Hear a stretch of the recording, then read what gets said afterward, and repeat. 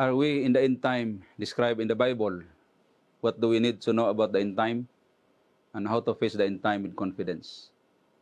Mga kauturan, mga kabiyanan, padayon kita sa aton nga programa, sining nga gabi, ginatiguluhan Countdown, a Bible Prophecy Seminar Online.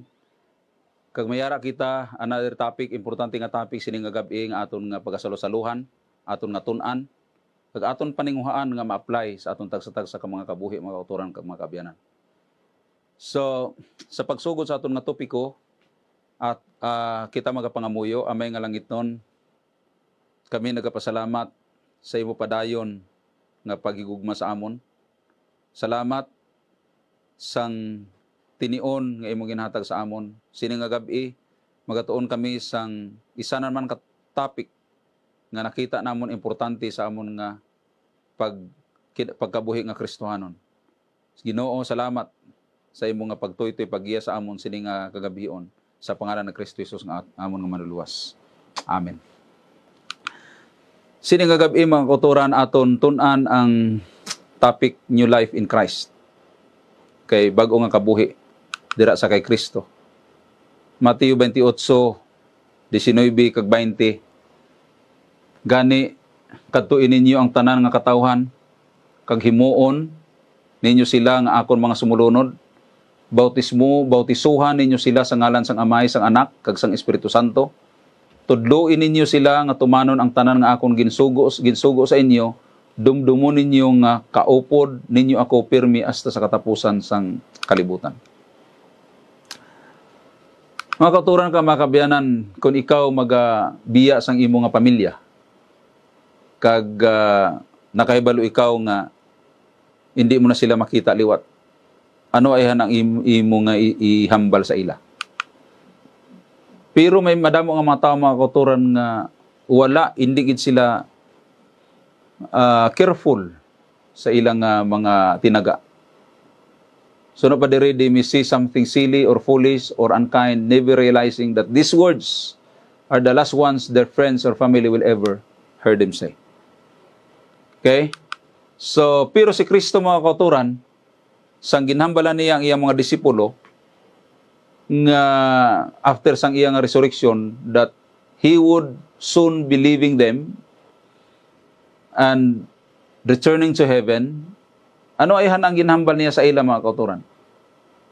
Sa versikulo 18 sa 28 sa Mateo 28 versikulo 18, mga kauturan ka mga kabiyanan, nagasiling siya nga ginhatag sa akon ang tanan nga gahom sa langit kag sa duta. Okay? Kag sa bersikulo sa binuhatan 1 bersikulo 8, nagapromisa siya, he promised to share that power with them through the Holy Spirit.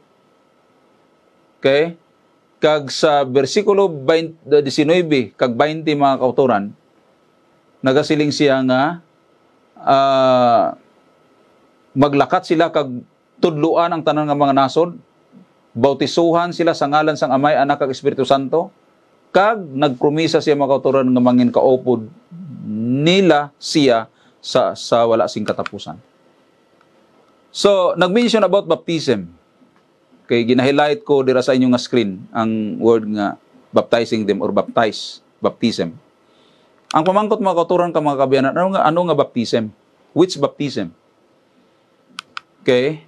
Mayara confusion sa kalibutan karon, mga kauturan ka, mga kabiyanan, on how to baptize and who should be baptized.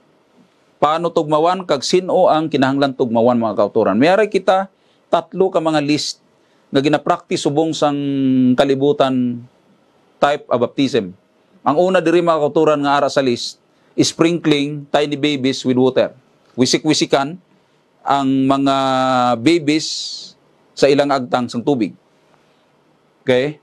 Kag ikaduha diri sa list, mga kauturan, pouring oil or wine on a person's head. Ang ulo sang tao o sang bata bubuan sang lana or bino. Okay? Kag ang ikatatlo sa list, mga kauturan, is the whole body should be dipped into the water. Ilubong ang bilog nga lawas sa tubig mga kauturan ka mga kabiyanan. Sin o diri ang insakto. Okay? Importante bala nga mabalaan naton kung ano ang insakto, ano ayhan kon amo lang ni akon, amo lang ni inyo, amo lang ni ila, as long as I am sincere. Ang Efeso 4 versikulo 5 mga kauturan kag mga kabiyanan nagasiling may isa kita ka Ginoo, isa ka pagtuo, kag isa ka bautiso. So kung mayara lamang isa ka Ginoo, mayara lamang isa man ka bautiso. Meaning ang iban nga mga klase sang bautismo counterfeits. Hindi amo sala mga kauturan kag mga kabiyanan. Okay, ang word nga baptism haling ina sa Greek nga baptizo. Okay? Nga nagakahulugan to dip under or submerge or immerse. Mga kauturan, amo ngani nga si Juan nagpangbautismo sa lugar nga madamo sang tubig. Juan 3 versikulo 23, nagapangbautiso man si Juan didto sa inon malapit sa Salim kay madamo ang tubig didto. Okay? Kag nagkaladto ang mga tao kay Juan agod pabautismo. Okay? Nagakinahanglan siya sang madamo nga mga tubig para ilubong ang bilog nga lawas ang tao dito sa tubig para ang tao kumplito nga malubong iyang lawas dito sa idalom sang tubig mga kauturan ka mga kabiyanan. Okay? Jesus was baptized by John in the Jordan River. Kag after that mga kauturan sang gintugmawan ni Juan si Kristo dito sa Jordan River sa Marcos 1:9 kag 10 mga kauturan nagasiling sang sadto nga tion nag-abot si Jesus halin sa Nazaret nga sakop sa Galilea kag nagpabautiso siya kay Juan sa suba sang Jordan. Kag pagkatapos baptismo mga kauturan nagsiling nagtakas si Jesus sa tubig, nakita niya dayon nga nag-abri ang langit kag naghugpa sa iya ang Espiritu Santo sa dagway sang pating. Okay, after baptism, okay, nagtakas si Jesus sa tubig. Subot silingon mga kauturan kang mga kabiyanan, hindi ka makatakas ang tubig sa tubig kung buo lang na siya or wisik-wisik lang na siya mga kauturan kang mga kabiyanan isa kabaso nga tubig. Paano ka na karon takas? Subot silingon, ang iya baptismo mga kauturan, hindi sprinkling, hindi pouring, kundi ginatawag na nga immersion. Ang Biblia nagsugo sa aton nga sundo naton ang mga ehemplo ni Kristo. 1 Pedro 2 versikulo 21. So, other ways of baptism do not honor that command. Ang sprinkling, ang pouring, wala nagasunod sa sinang sugo ni Kristo pinaagi sa kay Juan. 1 Juan 2 versikulo 21. So, sining gabi mga kauturan, tun-an naton ang mga tikang antes ang tao matugmawan. Okay, ano nga mga tikang antes ang tao matugmawan? How can we know paano naton mahibaluan nga ang isa ka tawo handa na sa ginatawag nga bautiso? Una mga kauturan ka mga kabiyanan, kinahanglan ini nga tawo magapati sang maayo nga balita. Si Kristo nagasiling nga ang bisan sino nga nagatuo kag mababautismo maluwas. Okay, Marcos 16 versikulo 16. Kag ano ina nga gospel that kinahanglan kita magtuo? Si Kristo nagasiling nga ang gospel nga ini is the good news of God's power to save us from sin. Romans 1 verse 16 mga kauturan kag mga kabiyanan. So amo to ang una, kay believe in the gospel. Ikaduha mga kauturan is repent and be baptized in the name of Jesus Christ for the remission of sins. Acts 2 verse 38 mga kauturan. Ang matudtuod nga paghinulsol. Okay, amo ang ginatawag so sorry for past sins and turn away from them. Naghinulsol ka, nasubo ka sa imo nagliligad nga mga hinimuan, mga kasalanan kag talikdan. Ina sila tanan, amo ina ang tudtuod nga paghinulsol mga kauturan kag mga kabiyanan.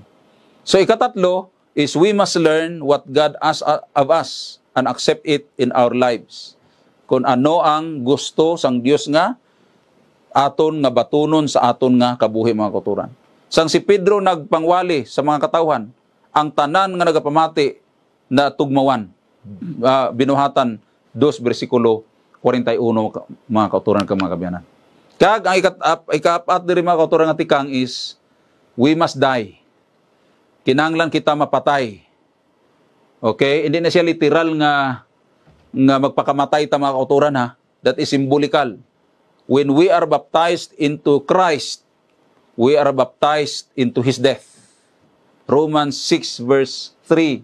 Kaya ang bayad sa sala amo ang kamatayon, pero ang kabuhi nga wala sing katapusan amo ang regalo sang Dios sa mga ara kay Kristo Hesus nga aton Ginoo. Okay? Amo ni siya ang matutuod nga kahulugan sang bautismo. But makasulubo mga kauturan, pipila lamang nakahangop sini. Amo na nga sini nga pagtuon. Okay? We are looking more carefully at the true meaning of baptism. Okay? Wala naton ginapadako diri kung ano ang sakto nga method, pero kung ano ang sakto nga meaning ang kahulugan sang bautismo mga kauturan. Kay bisan kapila ka patugbawan sa tubig, immersion, kung wala nato nahangpan kung ano ang matutuod nga meaning sang baptism, that is useless mga kauturan ka mga kabyanan. Okay? Kadto kita sa ginatawag ang paglansang. Sang si Kristo yari sa kalibutan, siya ginlansang. Okay? Mateo 27:35, dayon ginlansang nila siya sa cross, kag ginpartida nila ang mga bayo paagi sa paggabot-gabot. Okay? So, afterwards, mga kauturan, sang siya ginlansang, napatay siya, but afterwards, He is risen.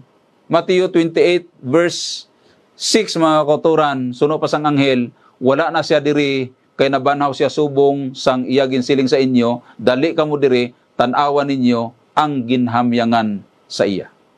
After siya nalansang, after siya napatay, natao siya, liwat after 3 days, mga kauturan. So, kung kita gintugmawan sa iyang kamatayon, we too must be crucified, buried, and risen. Okay? Sang kita gintugmawan, nagsimbolo ina kamatayon sa aton nga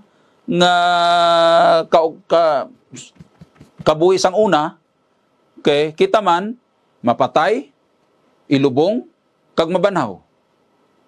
Okay? It does not mean nga mangita ta binangon kag itusok ta sa aton nga lawas, but something does not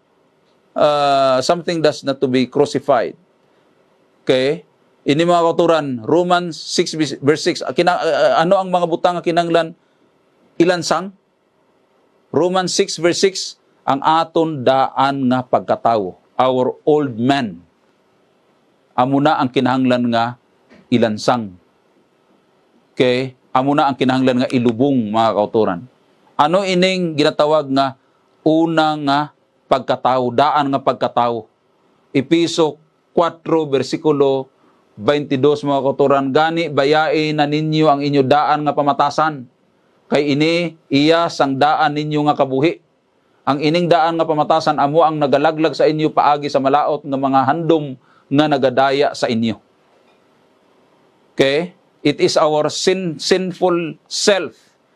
Okay? Ining sinful self, mga kauturan, is the opposite of the new man. Bago nga pagkatao. Ang bago nga pagkatao, mga kauturan, aton lang na siya maangkon sa kay Kristo, ihatag niya sa aton, at tagaan niya kita sang bago nga kasing-kasing. The new man has righteousness and true holiness.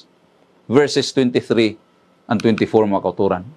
So kung ang daan nga ugali pagkatao mapatay, we are freed from sin. Sin's power over us is broken as we no longer obey our sinful desires or lust, mga kauturan. Verse 12. Okay? So pagkatapos nga i-crucify, ilubong, mabanhaw, liwat, mga kauturan.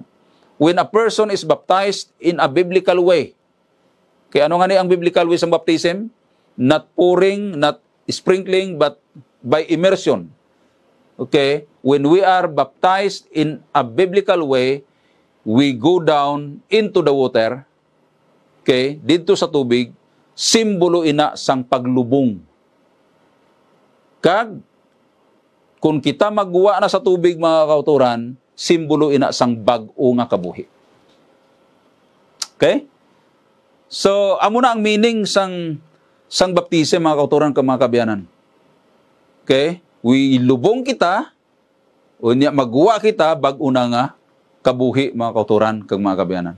So, ang tugmaw, o ang bautismo, magabulig sa aton, mahangpan naton, kung ano ang matabo sang aton nga daan, makasasala nga kaugalingon, kung kita tuod-tuod nga na-converter mga kauturan, self is buried with Jesus in baptism. Okay? Amo na ang matabo. Ang kaugalingon naton ilubong upod sa kay Kristo sa bautismo. Amo na ang pinaka nami nga simbolo sang bautismo mga kauturan kang mga kabiyanan. Nga kinahanglan gid damo tubig. Kay may simbolo ina siya mga kauturan kang mga kabiyanan. So kung ang kaugalingon daan nga pagkatao patay na, madamo nga mga butang ang madula sa sina nga kabuhi.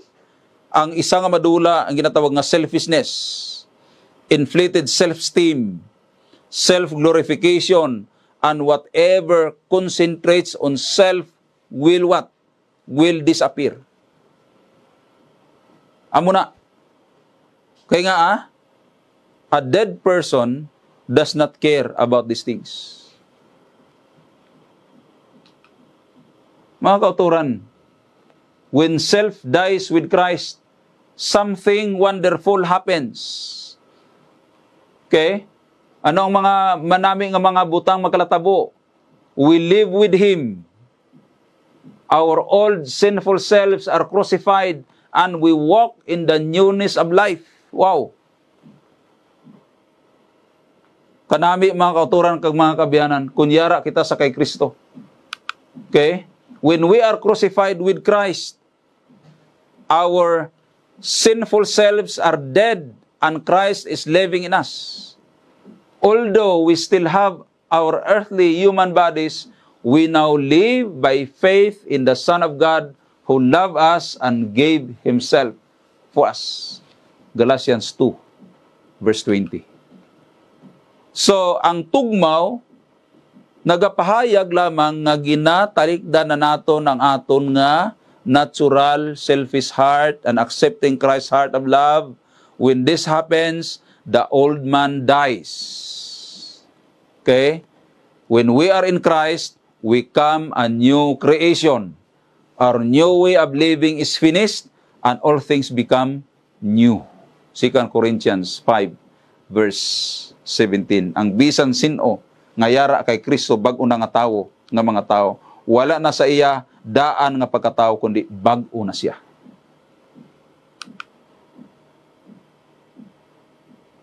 Kadto naton ang tao nga idalom sang grasya, sang bugay mga kauturan kag mga kabiyanan. Kung ang isa ka tawo patay kag ginlubong kag nabanhaw sa bag-o nga pagkabuhi sa kay Kristo, something wonderful happens. Why? Ang sala hindi na magkontrolar sa iya. Kay nga kay siya hindi na idalom sang kasuguan, kundi siya idalom na sang grasya or idalom na sang bugay. Romans 6, verse 14. Okay? So, nagakahulugan bala ini nga kung kita idalom na sang bugay, hindi na kita magasunod sang kasuguan?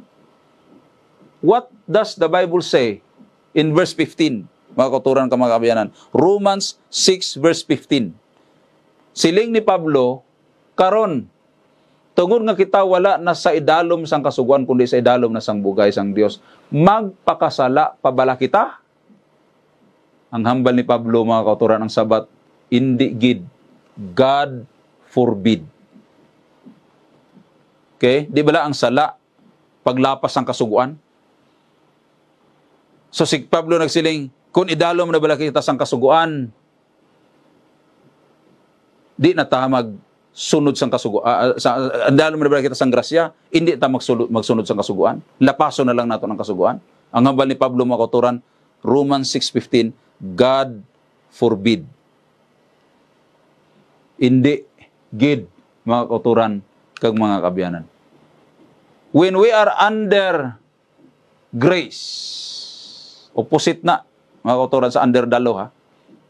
When we are under grace, we have God's power working in our lives. Okay? Then we are not condemned by the law because grace gives us power to obey the law. Grace delivers us from sin. It never covers it up or allows us to keep sinning. Ang grasya, ang bugay, mga kauturan kang mga kabiyanan, wala naghatag sa aton permission nga magpakasala kita. Wala naghatag sa aton permission nga lapaso naton ang kasugan. It's because we are under grace. No. Malayo ina mga kauturan kag mga kabyanan. Ang akon masiling, ang tao nga under sa bugay, nga wala nagasunod sang kasuguan, wala nagresulta sang pagsunod sang kasuguan, hindi na siya matudtuod nga bugay mga kauturan. Okay? So, now, antes kita magdangop sa gahom sang grasya, antes kita nagdangop dito mga kauturan, we are instruments of sin. But now, instead of yielding to sin, we allow Jesus to live in us so that He can make us instruments of righteousness. Okay? Amo na ang opposite mga kauturan. Sang una, amo na. Subong. Amo na ni. Kaya under kita sa bugay mga kauturan kag mga kabyanan. Kag madamo nga mga tao, ang nagapati, nagatuo, nga sila andam na sa bautismo, kung sila nakahangop, kag nagbato na sa mga doktrina nga ginapanulo sang church. Pero inagali mga kauturan, part lang sang preparation. Okay? Wala nagakahulugan, mga kauturan kang mga kabyanan, nga kung nabalaan mo ng mga doktrina sang iglesia, nababusadihan ka na, ready ka na for baptism? No. Preparation, that is only a part of the preparation. We are truly ready for baptism, mga kauturan. Ano kuno ang atong basihan? Kung kita ready na for baptism, when we are willing to be dead to sin and alive God through Jesus Christ. Verse 11. Do you want this experience in your own life? Gusto mo bala ma-experience yan ini? Mga kauturan kag mga kabyanan. Katapusan nga teksto, basahon ko sa inyo. Acts 22:16. Sabat sa pamangkot, do you want to experience this in your own life?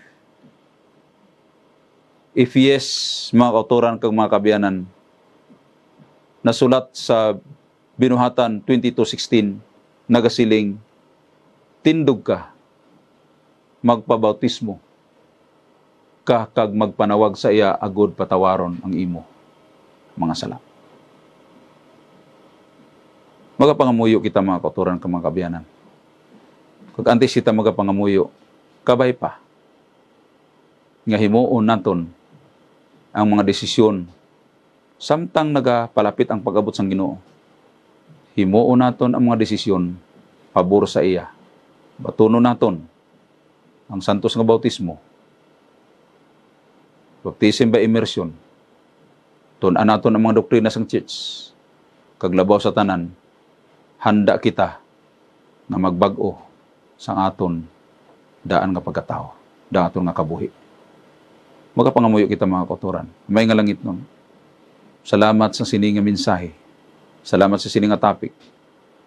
Kagbuligi ang tagsa-tagsa Ginoo, tagsa-tagsa sa amon, na maandam sa sugat sa imo sa mga panganod sang langit tungod kay antes na tabuin na ginbaton namon tagsa-tagsa ang santos nga bautismo. Nahang panamon ang doktrina sang iglesia, paglabaw sa tanan, nahang panamon ang amon kaugalingon, nga ginbaton namon ikaw kay handa namon itugyan ang amon daan nga pagkatao, magpakamatay ang amon daan nga pagkatao pinaagi sa bautismo, kag magwa sa tubig nga bag-o nga tinuga, bag-o nga tawo. Salamat Ginoo sa imong nga paggiya sa tagsa-tagsa sa amon sa pangalan ni Kristo Jesus nga amon nga manluluwas. Amen.